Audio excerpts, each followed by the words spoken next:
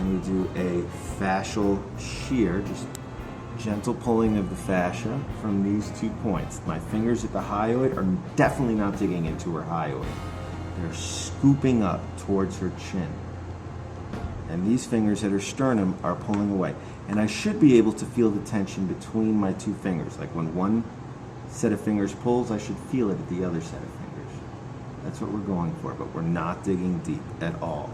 We're pulling across. Then going from here, we're going to switch so this hand is at the hyoid and this hand is just under the chin. And again, we're going to spread.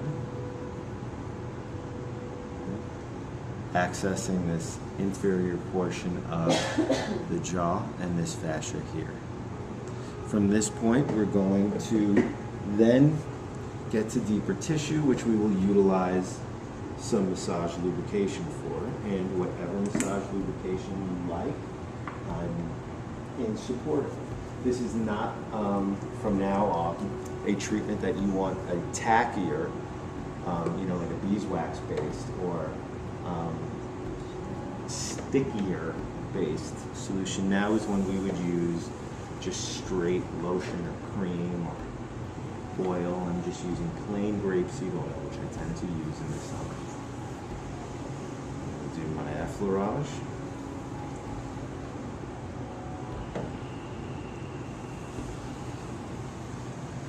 And then from here, I want to access that posterior part of that lateral cervical triangle.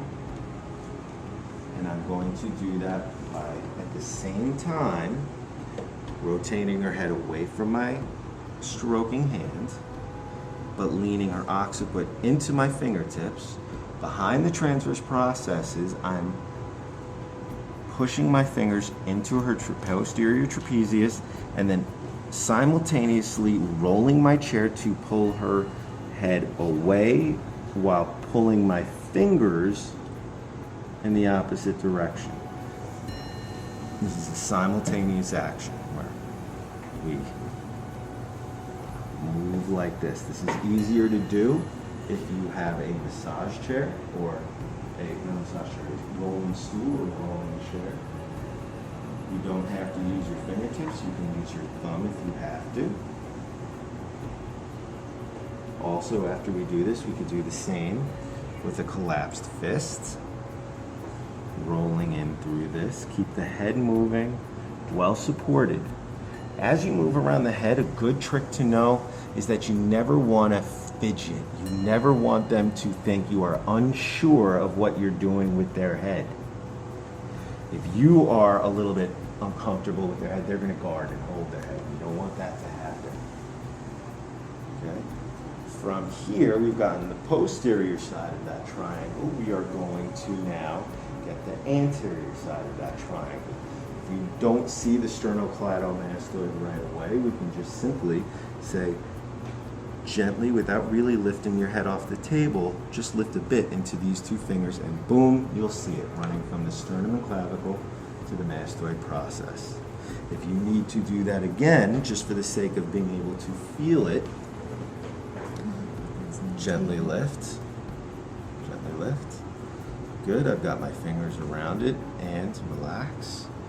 Using a duckbill grip, not a shark tooth grip, this being shark teeth, this being a duckbill, I'm going to gently try to lift at this muscle,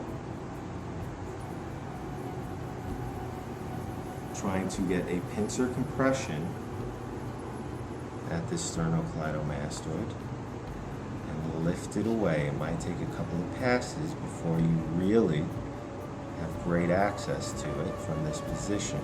If you feel any taut, palpable nodules, that could be a trigger point. Hold on to that and wait for the tension to release. Follow it all the way up from the sternum and clavicle to the mastoid process, holding and waiting for release from here. Then, after you've gotten some looseness in this muscle, we can continue loosening the muscle by bowing it if we can. Not everybody is this going to be easy on, but pulling backwards, laterally, and forwards with your thumb So my fingertips are pulling this muscle backwards, and between my fingertips, my thumb is trying to push it forward. I'm not getting a good grip because I'm doing the 5-minute version. I haven't gotten enough release for this to really be effective.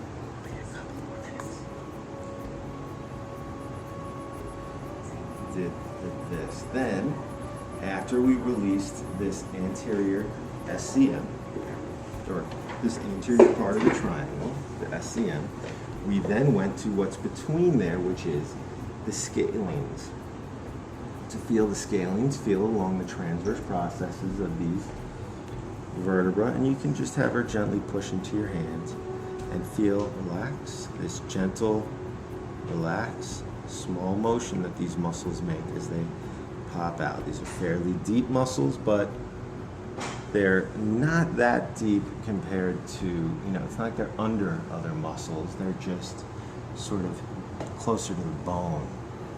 You never want to work bilaterally when working in this region because you don't want to press on both of the carotid arteries at the same time. We're going to start by being gentle. And we're going to start at the posterior side of the transverse processes, and we're going to find our way in. And we can do stripping and compressions. We can do cross fiber frictions. We can do any number of strokes in this area, trying to access these posterior portions of the transverse process here in the laminar groove, and all the way down here towards the first rib. After we do this, or before we do this with the SCM separately, we're going to do our cross fiber frictions on the mastoid process to stimulate the GTOs, the Golgi tendon organs that live at the musculotendinous junctions, as well as down by the first rib in the clavicle for the scalenes, and the clavicle and sternum for the SCM. We're going to do our frictions, which don't glide and are unidirectional.